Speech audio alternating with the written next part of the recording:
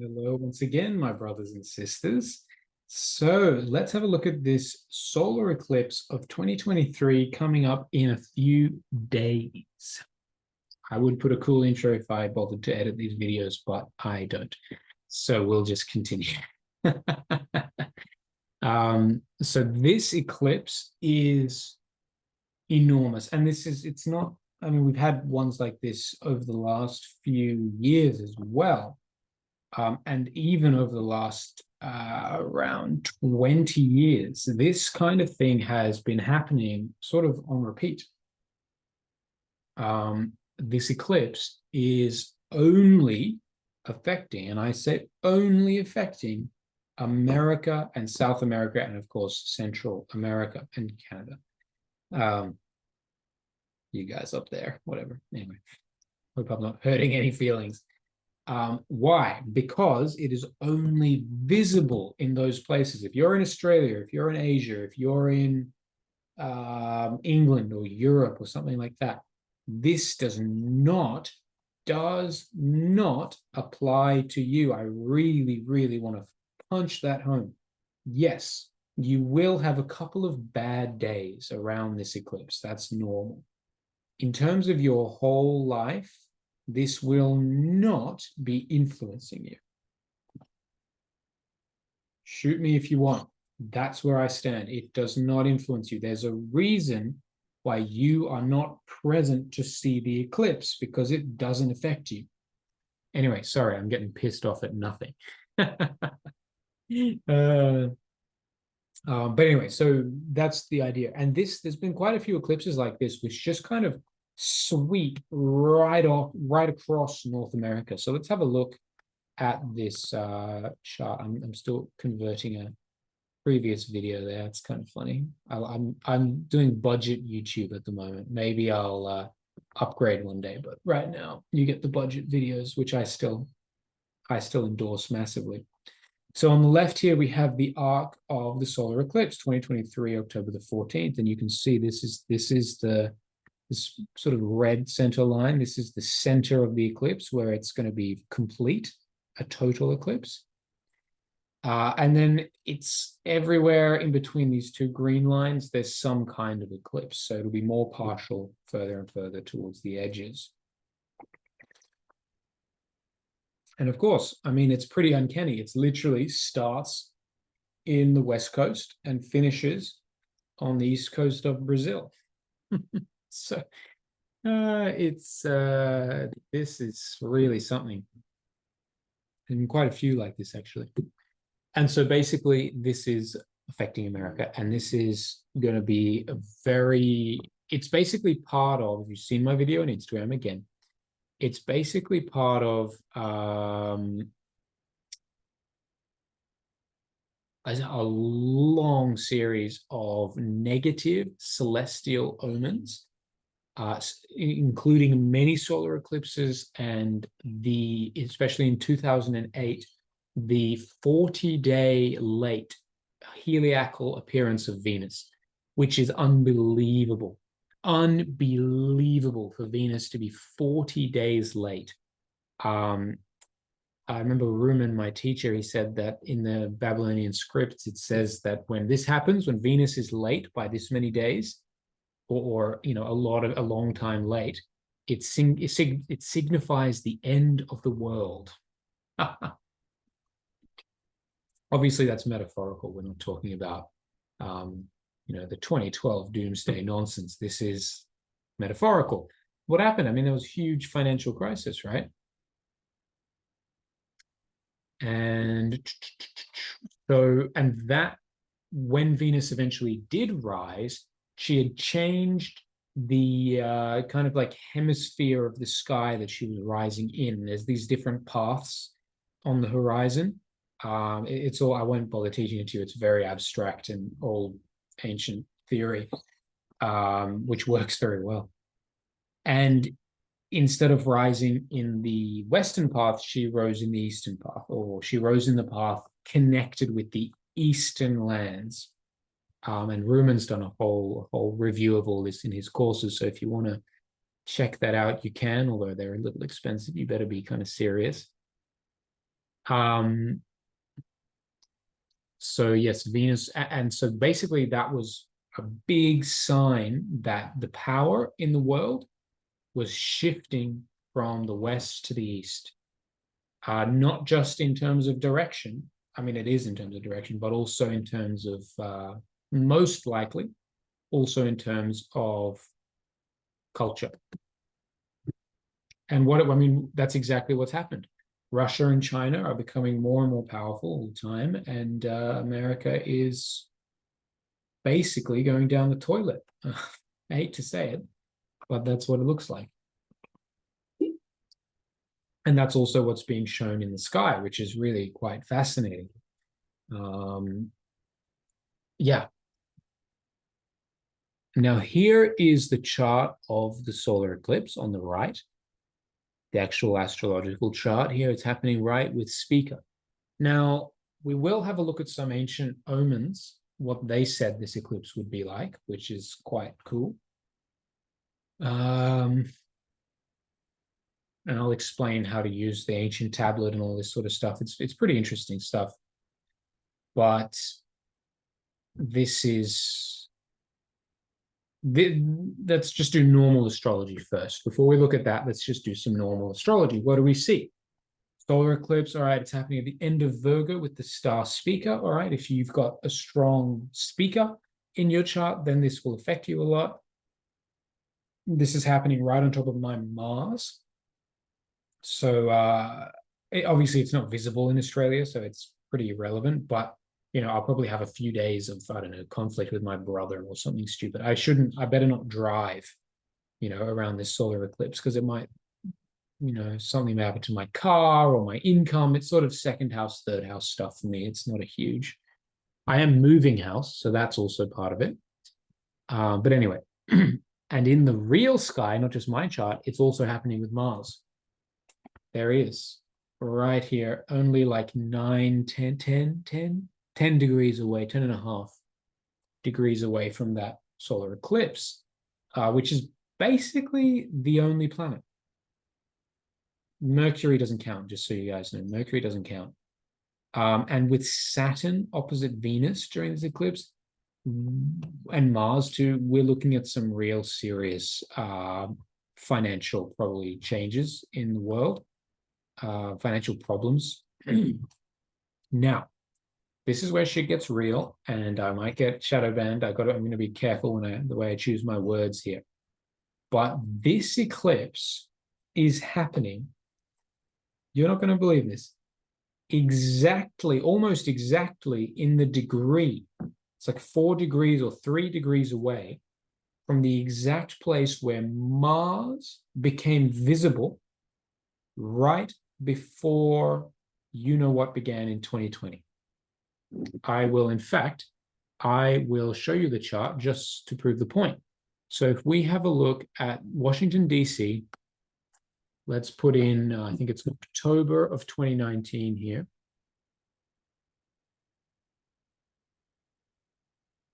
Ooh, taking a bit of time now. Here we go, 2019, October, dynamic. Refresh.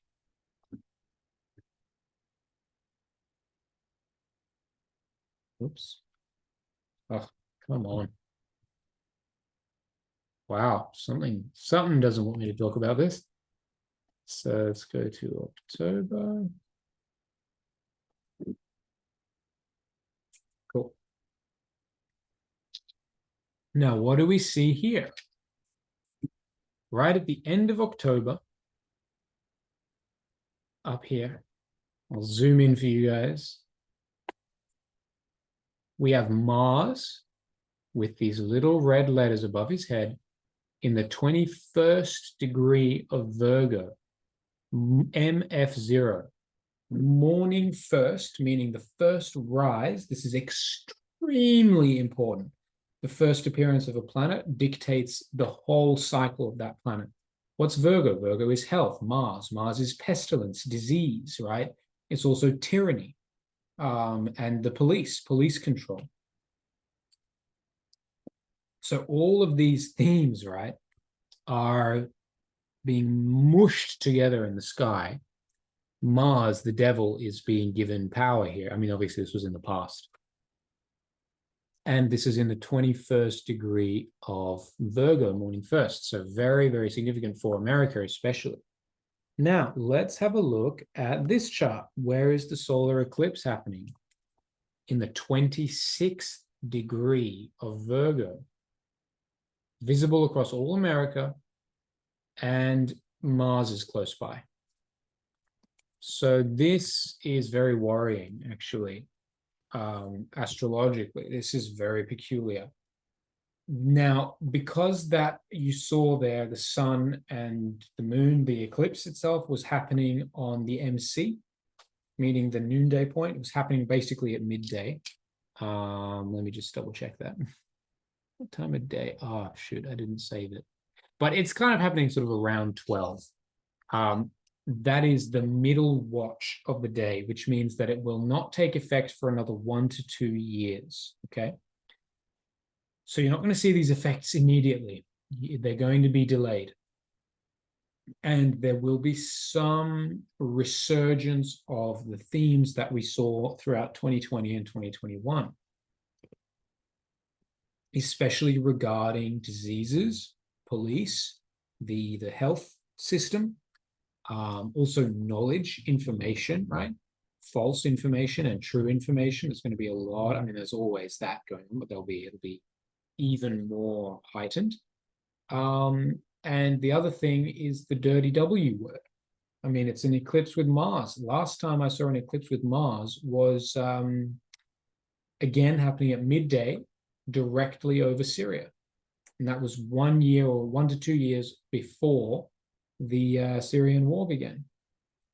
So again, I know I'm touching on a whole lot of dirty political topics here, but I'm just saying, this looks kind of sketchy. I'm not, okay, well, we need to finish this off with one more thing. The ancient tablet. So let's have a look at the, they call it El-Bat, El-As. No, it's like LBAT, the, don't even know what it stands for. Don't care about all this academic bullshit. All right. So here is the tablet. I know it's a bit blurry. I've had to do this myself, taking pictures out of a book. This is, again, extrapolation of the cuneiform text. And then this is the translation. So it happens at noon, this eclipse. So we go down here. This is where it says all these connotations are about noonday eclipses. And it'll be in the month, it's in Virgo, which is the 6th sign. Is it? Aries, Taurus, Gemini, Cancer, Leo. Yeah. So Nissan. So 1, 2, 3. This is Aries, Taurus, Gemini, Cancer, Leo, Abu, Virgo, Ulul. If in Ulul or in Virgo, the great twins or Gemini, which means that, you know, this eclipse is happening at noon. So Gemini will be setting, which is kind of interesting, which is the great twins here. If they flare up, which is kind of curious, let's not get into this whole topic. Don't ask me about this astronomical terminology yet. This is a whole topic.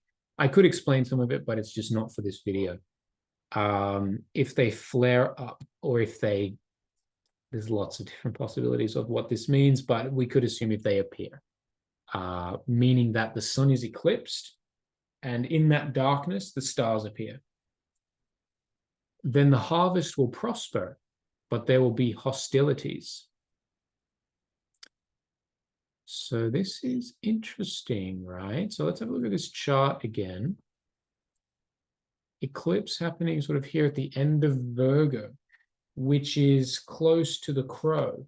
This star here, Guiana, is the crow constellation, which rules death. And so this eclipse is happening close to the constellation of death, which is actually a good thing. So the death will be decreased. but there will be hostilities, and Mars is with this eclipse. Very ominous.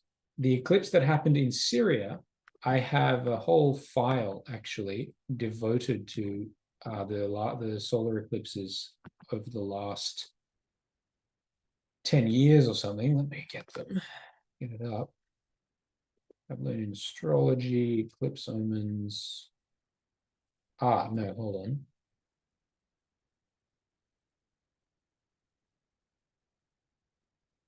Hold on. Oh, maybe it's not as easy. Wait a minute. What about, let me just find this. Give me a sec. Okay, I found it after some hard labor. It was in a file that was not meant to be in. It is, let me open it up. So 2011 solar eclipse omens. So here we go. January the 4th, 2011 in Damascus, Syria at the middle of the day. Here is the chart of the solar eclipse again. Look, sorry, on the right here. Moon, Sun, Mars. Right on the MC here. Influence takes place 1 to 2 years after the moment of the eclipse, because it was during the second watch, meaning kind of the middle of the day. So the omens, first omen, if in the month of Kishlim, which is Sagittarius, the Scorpion star flares up, then there will be deaths. Actually, hold on a minute. I might have, yes, yeah. There will be deaths. The land will, there was some corrupt text, possibly rebel against the king. And that is exactly what happened 1 year later. The land rebelled against the king. The second omen was a bit corrupt. We don't really know what it says, but it says, Roman says maybe it's hostility between elders. We don't know. There were some other ones. 2012, yeah, this wasn't so important. I think it kind of happened American afternoon during the first watch in Beijing. Looks like it kind of happened in America as well. Actually, that'd be kind of interesting. Anyway, it doesn't really matter. I only did that one so far, or those two. There were a lot of eclipses in between, but a lot of them happen over the ocean. They don't really matter. But this one was very, very, very interesting. This was the first one ever looked at as well. So clearly I was meant to find it. And we have a very similar omen happening right over America right now in a few days' time. So we can, as we saw there, it was with Mars, and the ancient text said war. So both of them line. In this case that we have coming up, it is also similar. Hostilities and Mars. I don't know if so much open war, I don't think so, but probably what we saw, similar things as what we saw in 2020. There could be some war conflict. I wouldn't, well, I guess they're kind of, yeah, I mean, the problem is America's always getting into, wars where they aren't directly involved. It's really stupid stuff. But anyway, so I wouldn't jump, I mean, if you're a bit immature, you might jump at that and go, it's World War III. No, it's definitely not that. It's definitely not that. It's definitely, it's just Mars, right? It's just going to be conflict. And then conflict related to probably shutdowns, police, tyranny, the health system, all this stuff. So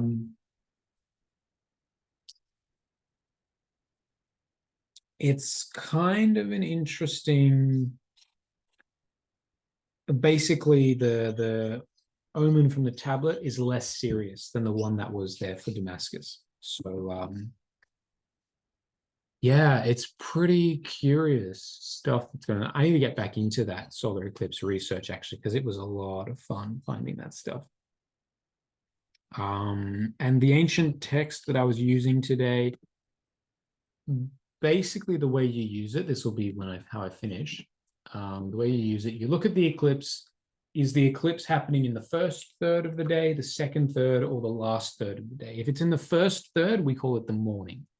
And then we go look at here, we look at the morning section here. Is it in, what sign is it in? Is it in Aries, Nisan, or Taurus, Ayar, or, Aquarius? Here we've got Sebet down here. Whichever one it's in, then you take it from here and look at the translation. Boom, done. You cannot find this online, I don't think. Very, very difficult. You can find this in the book by Rumen Kolev called The Babylonian Astrolabe on babylonianastrology.com. I'll put a link in the description. I keep forgetting to do it, but I will remember this time. But that's kind of the sort of very basic. There's another way of using it as well, which developed later on in the Babylonian history. But we can cover that another time because that's very, very niche. Anyway, God bless you, my friends. Let me know what you want to see from me. Leave some comments down below. Let me know what you thought of this video and what you think of this eclipse. God bless. Peace.